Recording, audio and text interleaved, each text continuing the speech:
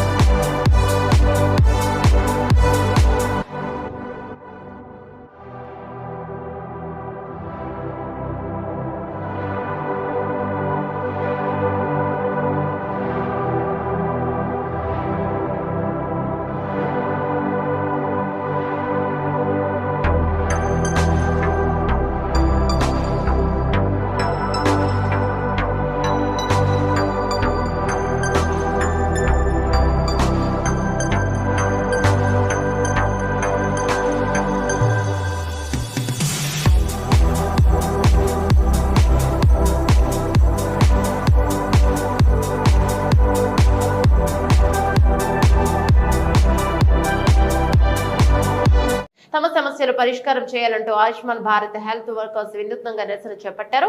Aerobics ను నూతన ప్రదర్శనిస్తూ తమ డిమాండ్లను ప్రభుత్వానికి చేరే విధంగా నిరసన చేపట్టారు.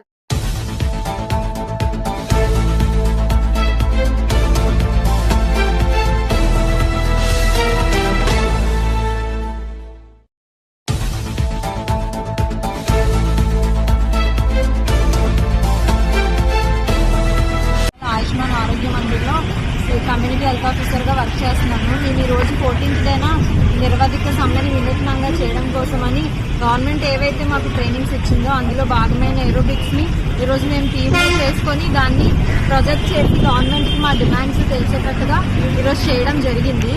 దాంతోపాటు మాకు ముఖ్యంగా 4 డిమాండ్స్ అన్నీ ఉన్నాయి. మొదటిగా 6 సంవత్సరాలు దాటిన ప్రతి CHOని ఆయుష్మాన్ భారత్ గైడ్ లైన్స్ ప్రకారము రెగ్యులరైజేషన్ చేస్తామని మాకు ఇచ్చిన గైడ్ లైన్స్ లో ఉంది. కానీ ఆ ప్రకారం ఎవరిని రెగ్యులరైజేషన్ అనేది చేయలేదు. దయచేసి ఎవరైతే 6 years కంప్లీట్ చేసుకున్నారో ప్రతి CHOని రెగ్యులరైజ్ చేయాలని గవర్నమెంట్ ని మేము రిక్వెస్ట్ చేస్తున్నాము. దయచేసి మేము ఇది గవర్నమెంట్ కి ఆపోజిట్ గా చేయట్లేదు. మా ప్రాబ్లమ్స్ ఇలా ఉన్నాయి అని చెప్పి మీ వరకు చేరడం కోసం దానికోసం మాత్రమే మేము ఈ సమ్మె అనేది చేస్తున్నాము. దీంతో పాటు సెకండ్ది 23% హైక్ అనేది మాకు ఇవ్వలేదు. దయచేసి అన్ని క్యాడర్లతో సమానంగా NHM అండర్లో మేము కూడా ఉన్నాం కాబట్టి మా క్యాడర్కి కూడా 23%. సోమవారం ఒక దాత ముందుకు రావాలి. జిల్లా కలెక్టర్ స్వప్నిల్ దినకర్ పున్కర్ జిల్లాలోని దూర ప్రాంతాల నుండి PGRS కు వచ్చే అర్జీదారుల దాతల ద్వారా మజ్జిగ భోజనాలు ఏర్పాటు చేస్తున్నట్లు జిల్లా కలెక్టర్ స్వప్నిల్ దినకర్ పున్కర్ వెల్లడించారు. సోమవారం జిల్లా పరిషత్ సమావేశ మందిర ఆవరణలో CMR వారు ఏర్పాటు చేసిన మజ్జిగ భోజనాలను కలెక్టర్తో పాటు జిల్లా జాయింట్ కలెక్టర్ ఫర్మాన్ అహ్మద్ ఖాన్లు అర్జీదారులకు అందజేశారు. ఈ సందర్భంగా ఆయన మాట్లాడుతూ జిల్లాలోని దూర ప్రాంతాల నుండి జిల్లా పరిషత్లో ప్రజా ఫిర్యాదుల నమోదు మరియు పరిష్కార వేదికకు అర్జీలు తీసుకుని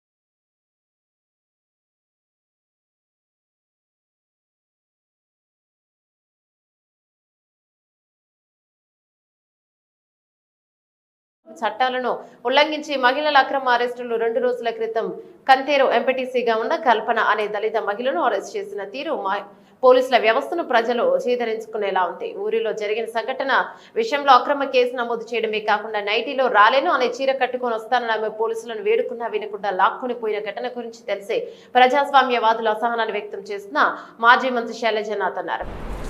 ఏంటి అసలు అర్థం కావడంలే. మొన్న పాపం ఆ అమ్మాయి ఎంపీటీసీ కంతేరు కల్పన ఎస్సీ అమ్మాయి.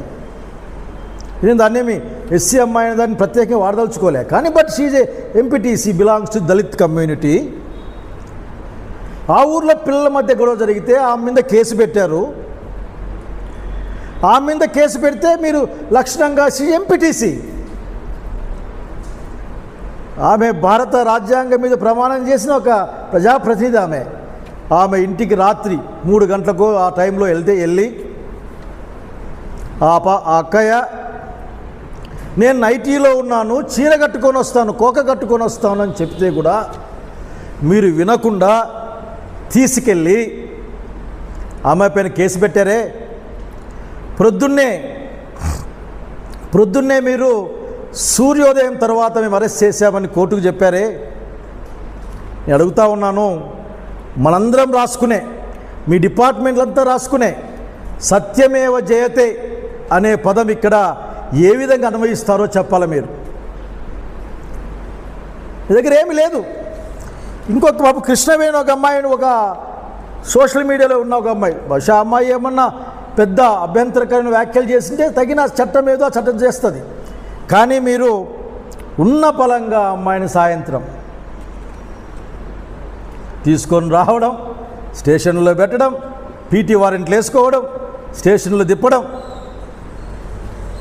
అసలు నువ్వు వ్యతిరేకంగా స్టేట్మెంట్ ఇవ్వకపోతే ఇస్తే ఏం లాభం వస్తుంది అనే విధాలు కూడా మాట్లాడడం, కోర్టుల ముందుకు వచ్చి అమాయకంగా మొహం పెట్టడం. ఏం కనపడడం లేదా మీకు?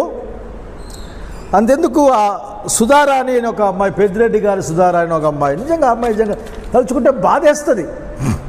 They are not criminals, they are not smugglers, they are not anti social elements.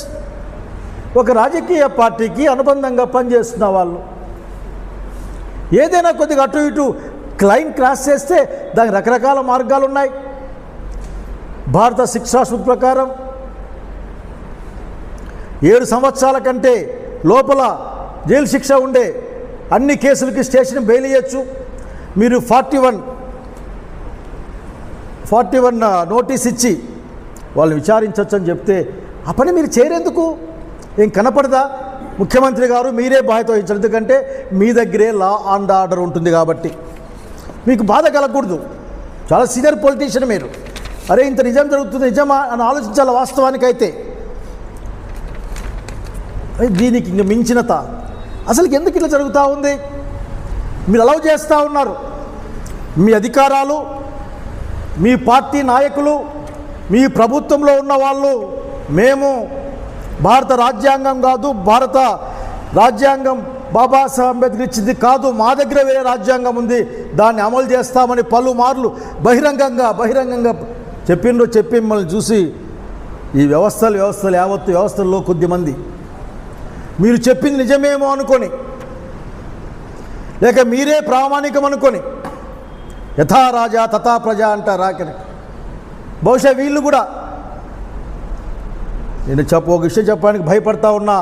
ఈ రాష్ట్రంలో మానవ ఆలోచనలలో హింస అనేది పెరుగుతూ ఉంది, హింసా ప్రవృత్తి అనేది పెరుగుతూ ఉంది.